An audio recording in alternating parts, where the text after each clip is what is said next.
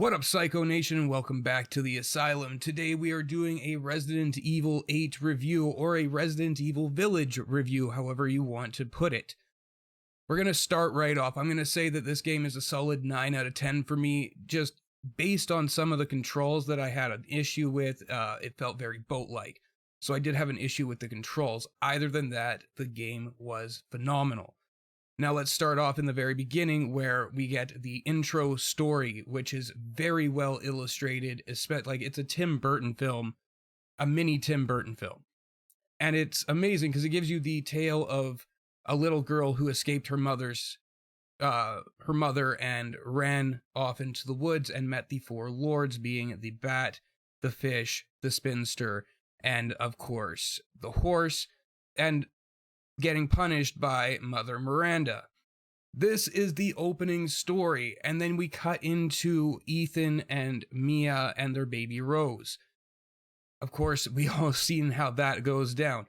Now, the storyline is great. It's really, really loosely tied into the actual Resident Evil storyline, but I'm not going to judge it on that because the game itself was phenomenal.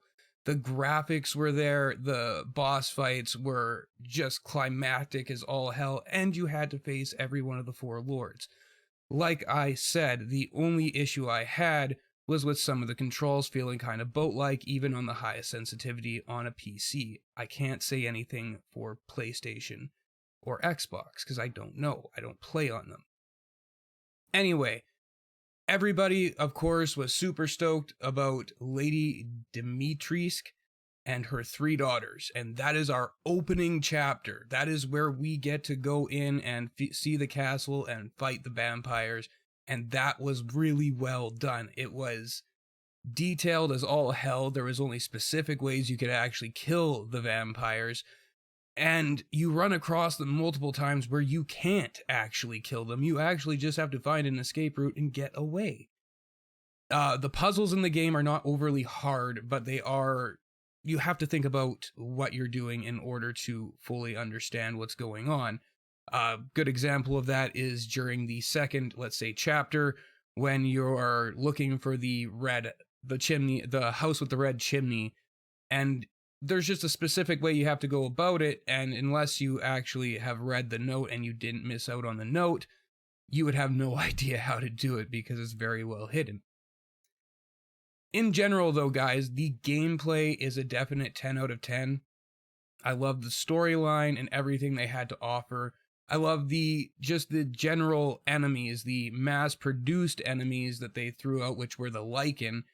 They were fun as hell to kick the crap out of. And then the bosses were phenomenally done, especially, I gotta say, Dimitrescu was one of my favorite boss fights in it, just for the fact of the huge transformation into this giant bat-like creature with her body on the back.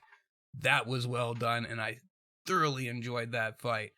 The little hidden things that you can do to find extra money and sell them to the Duke, very well done, because otherwise you're collecting very small amounts off of random enemies that you kill. The gameplay was phenomenal. I think I already went over that.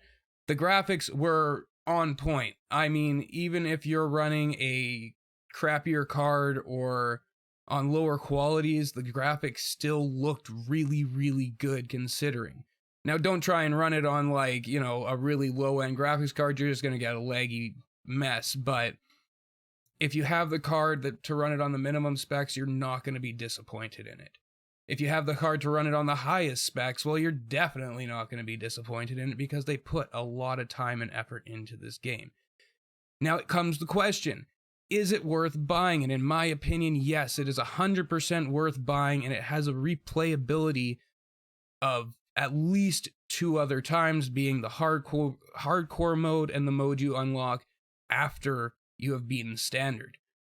Definitely check out the game. If you can't afford the game, definitely check out some gameplays on some content creators' channels. I highly suggest either Godzilla, Rockstar Pool, or Sub-Zero MNX. They are all fantastic creators, all currently doing this game. As am I, and I mean, I'm not going to tell you not to watch it on my channel. Anyway, guys, I hope this review helps you get into the game and really decide to play the game, because it is worth checking out. 100%. Like I said, the only issue I had was the boat-like controls. Other than that, it is a phenomenal game. Alright guys, don't forget to like, share, subscribe. Leave a comment down below if there's anything that you feel I missed going over. I could go into more detail, I just don't want to be that guy with the spoilers. Not going to do that till later. Anyway guys, have a great night. Stay psycho.